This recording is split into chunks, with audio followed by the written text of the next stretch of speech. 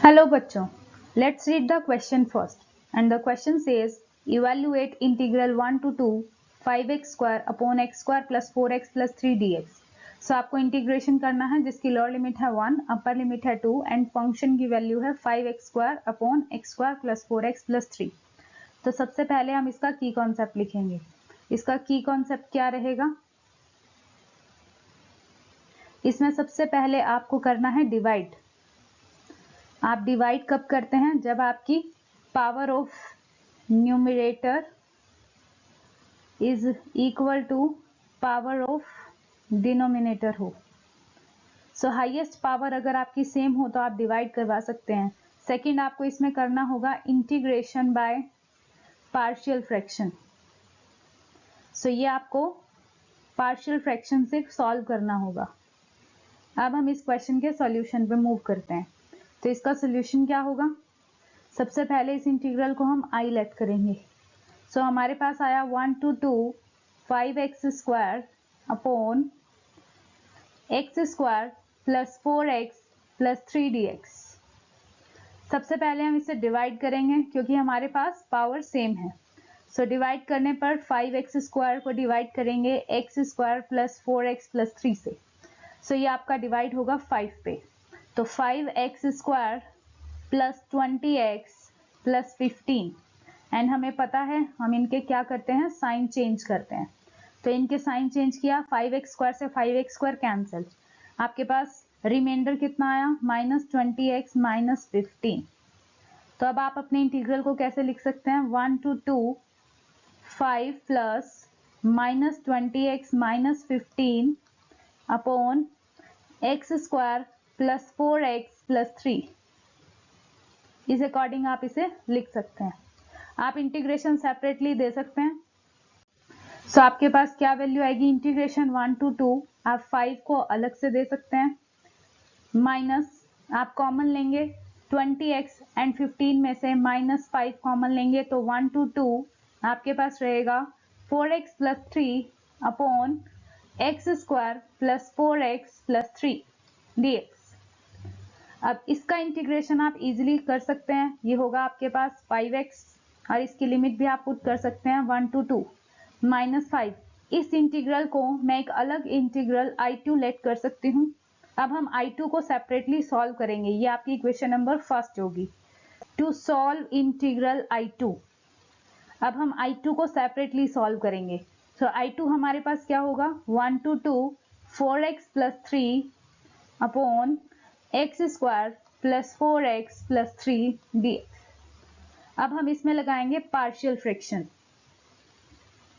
Partial fraction हम कब लगाते हैं? जब हमारे पास डिनोमिनेटर में क्वाड्रेटिक इक्वेशन के फैक्टर हो रहे हो. तो ऑब्वियसली यहाँ भी हमारे फैक्टर हो रहे हैं. हम इसे इस अकॉर्डिंग लिख सकते हैं 4x plus 3 upon x plus 3 and x plus 1. आगे हम इसमें पार्शियल फ्रैक्शन लगाएंगे. सो पार्शियल फ्रैक्शन के लिए हम लिखेंगे 4x plus 3 upon x plus 3 and x plus 1.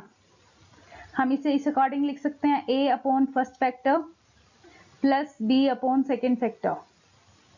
अब हम इसे लेंगे एलसीएम.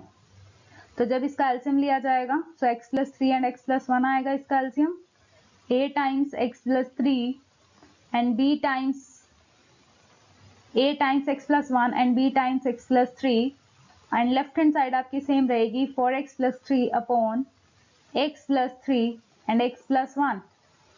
आपका डिनोमिनेटर से डिनोमिनेटर कंप्लीट कैंसिल आउट हो जाएगा. तो आपके पास इक्वेशन रहेगी 4x plus 3 is equal to a times x plus 1 plus b times x plus 3. यहाँ से आप a एंड b की वैल्यू फाइंड आउट कर सकते हैं.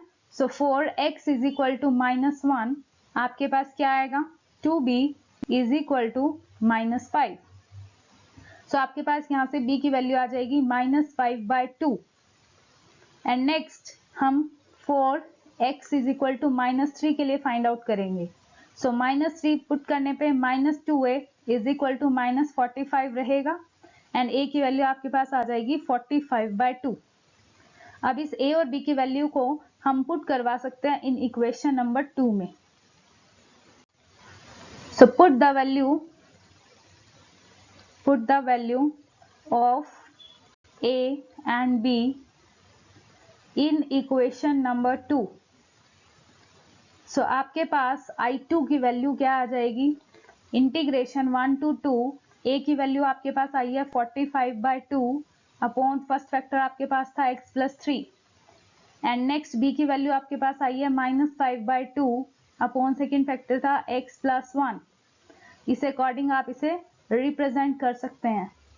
सो इसका इंटीग्रेशन लेंगे, सेपरेट सेपरेट इंटीग्रेशन दे सकते हैं हम. 45/2 1 to 2 1 upon x plus 3 dx कर सकते हैं, and -5/2 integration 1 to 2 1 upon x plus 1 dx कर सकते हैं.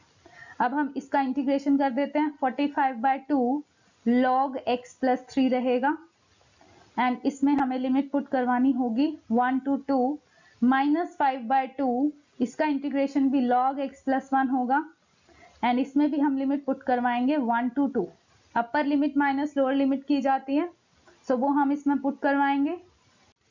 सो आपके पास क्या बनेगा, ये कंप्लीट आई इंटीग्रल में पुट करवाएंगे. Put I2 in integral I. So put करवाने के बाद आपके पास क्या बनेगा, 5x minus 45/2 log x plus 3 and plus 5/2 log x plus 1. अब हम इसमें एक साथ लिमिट पुट करवाएंगे. सो आपके पास लिमिट थी 1 to 2. सो हमें पता है हम जब लिमिट पुट करवाते हैं तो upper limit minus lower limit किया जाता है. सो अब हम इसमें पुट करवाएंगे. आपके पास i की वैल्यू क्या आ जाएगी जब अपर लिमिट पुट करवाएंगे, सो आपके पास आएगी 10 minus 45/2 log 5 plus 5/2 log 3, and lower limit put करवाएंगे. सो आपके पास बनेगा 5 माइनस 45/2 log 4 प्लस 5/2 log 2. अब हम इसे कंबाइन करेंगे. सो 10 minus 45/2 log 5 plus 5/2 log 3 minus 5 plus 45/2 log 4 and minus 5/2 log 2. सो आप इस 10 में से इस 5 को सब्ट्रैक्ट कर सकते हैं. सो आप सब्ट्रैक्ट करेंगे इस 10 में से इस 5 को, आपके पास आ जाएगा 5, एंड बाकी सभी टर्म्स में से आपका 5/2 कॉमन आ रहा है. सो आपके पास क्या रहेगा, 9 log 5 minus log 3 minus 9 log 4 plus log 2, and आपके पास log की प्रॉपर्टी होती है log m minus log n, ये आपका इक्वल होता है log m अपॉन n. सो यही फॉर्मूला आप यहाँ अप्लाई कर सकते हैं. सो लास्ट में आपके पास जो रिजल्ट आएगा वो क्या आएगा, 5 माइनस 5/2